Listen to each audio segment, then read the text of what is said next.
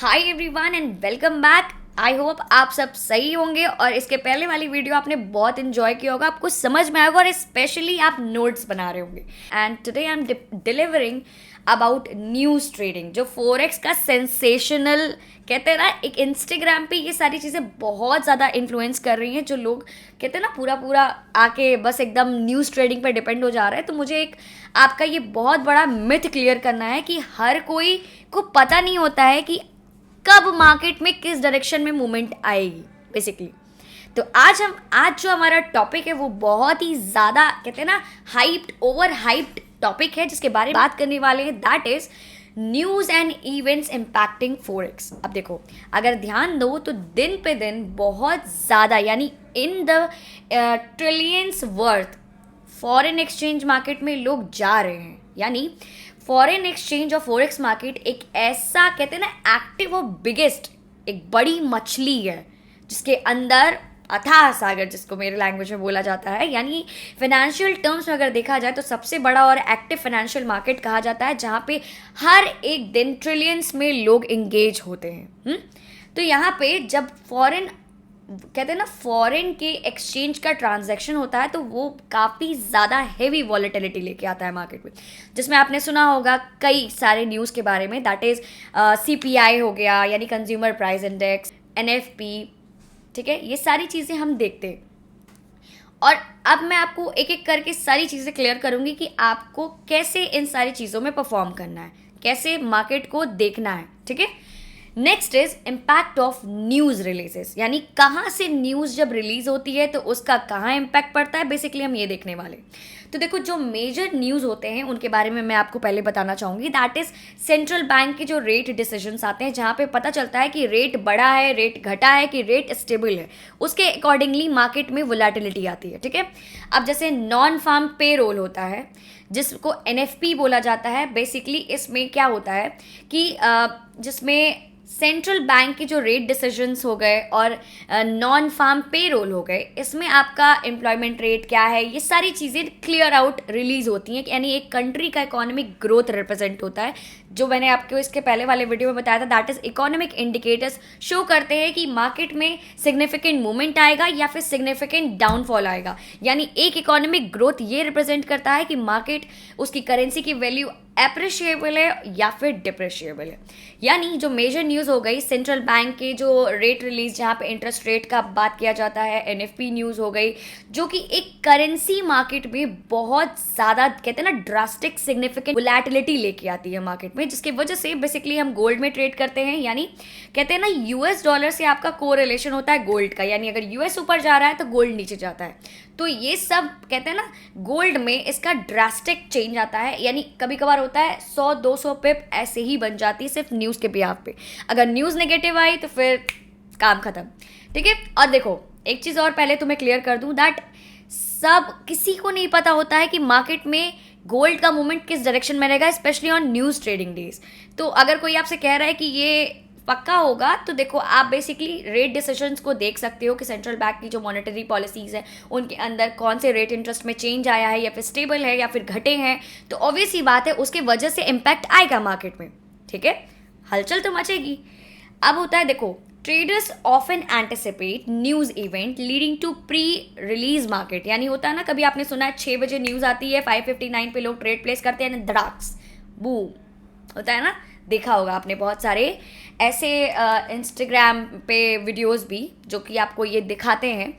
तो that is जैसे कहते हैं ना एक टाइप का रूमर फैला, जैसे सपोज करो रूमर फैला कि अरे ये ऐसी चीज़ें कर रहे हैं, तो उसका कहते हैं ना जब आप बड़े इंस्टीट्यूशनल लेवल पे काम करते हो तो उसका इम्पैक्ट पड़ता है कहाँ पे, आपकी कंट्री पे इम्पैक्ट पड़ता है कि अरे ये इनके प्राइम मिनिस्टर और ये ऐसी ऐसी हरकतें कर रहे हैं, तो उसकी वजह से आपकी कंट्री पे पूरी बात आ जाएगी, जिसकी वजह से कहते हैं ना रेट्स में डिसचेंजमेंट आने लगती है, रेट्स में ड्रास्टिक चेंज आता है।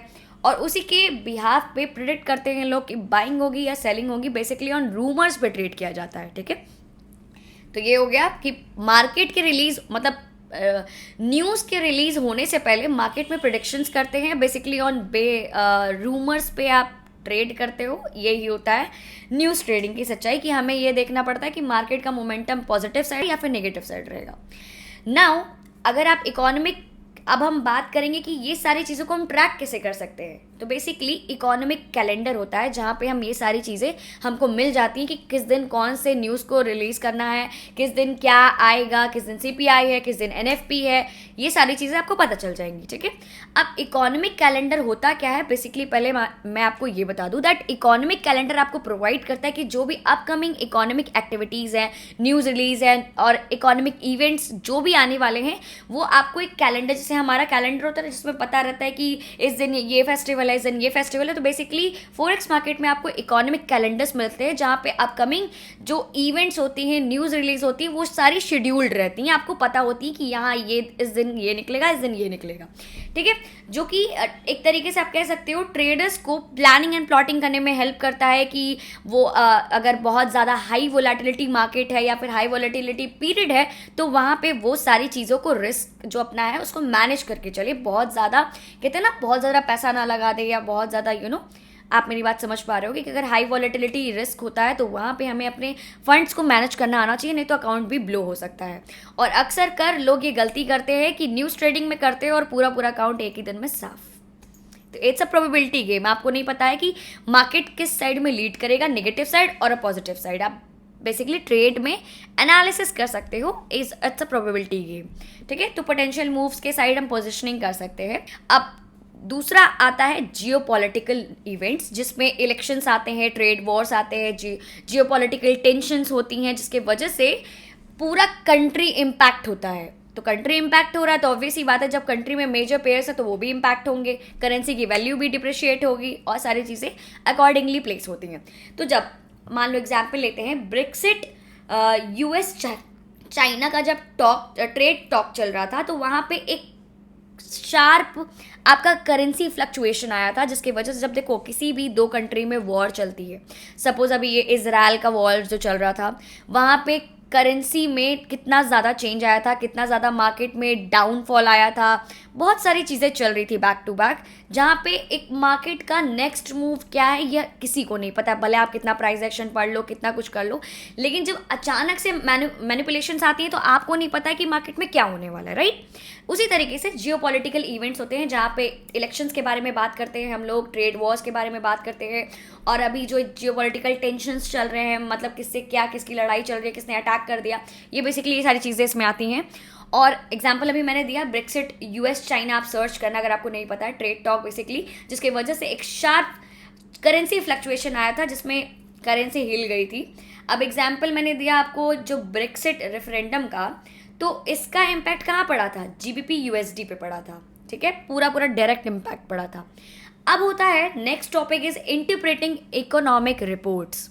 ठीक है, बेसिकली इंटरप्रिटेशन की बात करें तो ये क्रूशियल होता है for investors aiming to navigate the complexities of the market, कि किस साइड में मोमेंटम होगा, किस साइड में इन्वेस्टमेंट अपॉर्चुनिटीज़ मिलेंगी हमें, या फिर कहते हैं ना कि बेसिकली जो भी डेटा रिलीज होता है उसके बिहाफ पे हम एक प्रोडिक्शन करते हैं जो कि 50-50 प्रोबेबिलिटी होती है। अगर सेटअप है, सेटअप भी कभी कभार फेल होता है बुरी तरीके से, तो ऐसा नहीं है कि आपने बहुत ज़्यादा मार्केट को रीड कर लिया है तो आपसे गलती नहीं होगी। ठीक है, अब देखो ये जो डेटा होता है बेसिकली इंक्लूड करता है जीडीपी, जो मैंने आपको बताया, gross domestic product, growth rates, inflation figures, employment reports, जो कि एक क्रिटिकल इंडिकेटर की तरह एक कंट्री के लिए वर्क करता है, उसकी economic health, economic performance, overall growth performance और इकोनॉमिक हेल्थ सेक्टर पूरा देखता है ये। ठीक है, मतलब बेसिकली इकोनॉमिक लेवल पे क्या चल रहा है उस कंट्री में, बेसिकली ओवरऑल ग्रोथ परफॉर्मेंस हमें ये दिखाता है। ठीक, अब देखो, अब नेक्स्ट टॉपिक इज कि हमारा सेंट्रल बैंक का अनाउंसमेंट जब आता है या फिर इन्फ्लेशन रिपोर्ट्स आती हैं तो वो मार्केट कैसे इम्पैक्ट करता है, ये मैं आपको बताने वाली हूँ। देखो, central bank for example federal reserve या फिर ईसीबी, जो कि इंटरेस्ट रेट को सेट करते हैं और मॉनेटरी पॉलिसीज को लाते हैं, influencing that is currency value को इन्फ्लुएंस करता है। यानी अगर रेट बढ़ रही है किसी चीज़ की बहुत ज़्यादा, मान लो टैक्स का रेट बढ़ रहा है, ऑब्वियस ही बात है उस कंट्री के लिए एक डिप्रिशिएटिंग मोमेंट होगा कि यार इतना ज़्यादा टैक्स, हमारी कमाई तो कुछ है नहीं, तो हम अपनी कमाई के ब्याह पे कैसे टैक्स हर बार बढ़ा के देंगे, तो उससे करेंसी पे बहुत बड़ा इंपैक्ट पड़ेगा। बेसिकली जो बोलते हैं हम सेंट्रल बैंक की मॉनेटरी पॉलिसीज जब आती हैं जिसमें इंटरेस्ट रेट को सेट किया जाता है, जिसके ब्याह पे डायरेक्ट इंपैक्ट पड़ता है मार्केट पे, यानी करेंसी, मेजर करेंसीज अफेक्ट होती हैं। दूसरा है कि जो ट्रेडर्स हैं वो एनालाइज करते हैं सेंट्रल बैंक के स्टेटमेंट्स को फॉर क्लू, मतलब फ्यूचर में क्या रेट में चेंजेस आएंगे या फिर करेंसी मूवमेंट में क्या इंपैक्ट आएगा। बेसिकली जो ट्रेडर्स होते हैं वो एनालाइज करते हैं मार्केट को on the behalf of the current scenario. अब इन्फ्लेशन रिपोर्ट क्या होता है, that is called consumer price index यानी CPI जिसमें आता है, that provides insights into price stability, यानी प्राइस में स्टेबिलिटी रहने वाली है कि नहीं, प्राइस बढ़ा तो नहीं है, प्राइस घटा तो नहीं है, सेंट्रल बैंक में रेट्स बढ़े तो नहीं है, जो कि हाई इन्फ्लेशन को कॉम्बैट करता है। ये भी आपको पता है कि अगर इंटरेस्ट बढ़ा तो वहाँ पे हाई इन्फ्लेशन आएगा, और हाई इन्फ्लेशन आया तो आपकी करेंसी की वैल्यू डिप्रिशिएट होगी। देखो अब देखो, सेंट्रल बैंक अगर मान लो central bank may raise rates to combat high inflation, that boosting currency values, यानी आपकी करेंसी वैल्यू को वो एक बूस्ट देगा, तो वहाँ से लोग अगर बाइंग साइड जाते हैं तो अपॉर्चुनिटीज़ मिलती है उनको। अब दूसरा आता है एम्प्लॉयमेंट डेटा, जहाँ पे हमें ये पता चलता है कि उस पर्टिकुलर कंट्री में कितने बेरोजगार है और कितने लोग के पास रोजगार है, कितने लोगों के पास जॉब है, जॉब कर रहे हैं, अपने नीड्स और वांट्स के लिए काम कर रहे हैं, उनको सैलरी मिल रही है, सैलरी बेस्ड है, या फिर ये सारी चीज़ें बेसिकली दिखाता है। ठीक है, अब देखो, अब इसमें की रिपोर्ट्स क्या आते हैं, बेसिकली एम्प्लॉयमेंट डेटा जब आता है तो हम NFP ट्रेड करते हैं, ठीक है, जो कि ये दिखाता है कि US में अभी प्रेजेंट टाइम में जॉब क्रिएशन है भी या नहीं, कि एम्प्लॉयमेंट रेट बढ़ तो नहीं रही है बहुत ज़्यादा, मतलब अनएम्प्लॉयमेंट रेट सॉरी, मतलब बेरोजगारी बहुत ज़्यादा बढ़ तो नहीं रही, अगर बहुत ज़्यादा बढ़ेगी तो वो US के जो इनसाइट्स हैं उन पे फ़र्क पड़ेगा, यानी इम्पैक्ट आएगा। और इसमें बेसिकली हम NFP को ट्रेड करते हैं, जहाँ पे US अपना एम्प्लॉयमेंट रेट का डेटा रिलीज करता है, ठीक है, कि वहाँ पे कितने लोग के पास जॉब है, कितने लोगों के पास जॉब नहीं है, या फिर US इस मैटर में कुछ कर भी रहा है कि नहीं, जॉब क्रिएशन कर रहा है कि नहीं, कि बस ऐसे बैठा हुआ हाथ पे हाथ रखे। तो स्ट्रॉन्ग जॉब ग्रोथ है, तो अगर देखो, अगर वहाँ पे जॉब बन रहे हैं, दिन पे दिन जॉब्स आ रहे हैं और एक स्ट्रॉन्ग जॉब ग्रोथ दिख रहा है हमें, तो that typically strengthens the currency को कहीं ना कहीं बूस्ट मिलेगा वहाँ से। अब देखो, प्रैक्टिकल ट्रेडिंग टिप्स भी मैं आपको यहाँ पे कुछ दूंगी, जो कि आप कॉपी में नोट डाउन कर लेना। That avoid trading during major news releases unless experienced with handling high volatility. अगर आप मैनेज नहीं कर पा रहे हो रिस्क को तो प्लीज़ थोड़ा दूर रहिए, क्योंकि ये बहुत ज़्यादा, कहते हैं ना, इस पर पैसा बनता है बहुत ज़्यादा लेकिन जाता भी है बहुत ज़्यादा। ठीक है, अगर आपने लॉट साइज़ नहीं सही लिया है, स्टॉप लॉस नहीं लिया है, तो आपका अकाउंट ब्लो भी हो सकता है। इस चीज़ को भी डिनाई मत करिए आप, ठीक है। तो एक प्रैक्टिकल ट्रेडिंग में आपको टिप दे रही हूँ कि अगर आपके पास हाई मैनेजमेंट नहीं है, रिस्क मैनेजमेंट नहीं है, वोलेटिलिटी मार्केट्स में आप ट्रेड नहीं कर पाते हो, एकदम फोमो में आ जाते हो, तो please just avoid this news release events in NFP CPI मत ट्रेड करो भाई, ठीक है। और देखो, आपका बहुत ज़्यादा मार्केट की अनएक्सपेक्टेड मूवमेंट से आपका बहुत ज़्यादा लॉस ना हो जाए, इसके वजह से स्टॉप लॉस इज़ मैंडेटरी। मैं हमेशा बोलती हूँ एक पर्टिकुलर पॉइंट पे स्टॉप लॉस लगाओ कि कम से कम बहुत ज़्यादा लॉस ना फेस करना पड़े आपको, ठीक है। अब हमने बात कर लिया इकोनॉमिक इंडिकेटर्स के बारे में, जहाँ पे हमने सारी चीज़ें बात करी। एक समराइज पोर्शन में आपको बता देती हूँ कि हमने क्या क्या बात किया है। हमने सबसे पहले इस वीडियो में, इसके पहले वाली वीडियो में इकोनॉमिक इंडिकेटर्स के बारे में बात किया, जहाँ पे एक कंट्री का इकोनॉमी क्या रिप्रेजेंट करता है हमने ये देखा। फिर उसमें कितने कितने की इंडिकेटर्स आते हैं, यानी इकोनॉमिक इंडिकेटर्स कौन कौन से होते हैं, that is GDP, unemployment rate and inflation. उसके बाद से करेंसी वैल्यूज़ पे क्या इन्फ्लुएंस पड़ता है इनकी वजह से, अगर पॉजिटिव आया तो क्या होगा, नेगेटिव आया तो क्या होगा। आई होप ये सारे क्वेश्चंस के आंसर आप बैक टू बैक करते जा रहे होगे, राइट। अब उसके बाद हमने 2 केस स्टडीज़ भी देखा कि डायरेक्टली अगर US में अनएम्प्लॉयमेंट रेट बढ़ रहा है तो वो किस चीज़ को लीड करेगा वहाँ पे, राइट। Good, very good. उसके बाद से इस वीडियो में हमने बात करी न्यूज़ और इवेंट्स इम्पैक्टिंग फोरेक्स। तो बेसिकली जो भी फॉरेन करेंसी मार्केट में चीज़ें आती हैं तो वहाँ पे वो न्यूज़ को कैसे ट्रेड किया जाता है, जहाँ पे NFP CPI ये सारी चीज़ें होती हैं। और फिर उसके बाद हमने देखा कि न्यूज़ रिलीजेस का जो इम्पैक्ट होता है वो करेंसी पे कैसे पड़ता है, कौन कौन से मेजर न्यूज़ होती हैं, फिर इकोनॉमिक कैलेंडर का यूज़ कैसे करते हैं। आप बेसिकली फोरेक्स फैक्ट्री पे जाके ये सारी चीज़ें देख सकते हो, यहाँ पे आपको सब कुछ मिल जाएगा, इवन पिप कैलकुलेटर, मार्जिन कैलकुलेटर, सब कुछ आपको वहाँ मिल जाएगा, ठीक है। forexfactory.com है। फिर उसके बाद से जियोपॉलिटिकल हमने इवेंट्स देखा कि कभी कभार इलेक्शन और ट्रेड वॉर्स के वजह से भी इम्पैक्ट पड़ता है, जियोपॉलिटिकल टेंशन बढ़ता है। फिर उसके बाद से इकोनॉमिक रिपोर्ट्स को इंटरप्रेट कैसे करते हैं हम, एनालाइज कैसे कर सकते हैं मार्केट्स को, उसके बाद सेंट्रल बैंक के अनाउंसमेंट और इन्फ्लेशन रिपोर्ट जब आता है तब हम क्या करते हैं बेसिकली, ठीक है।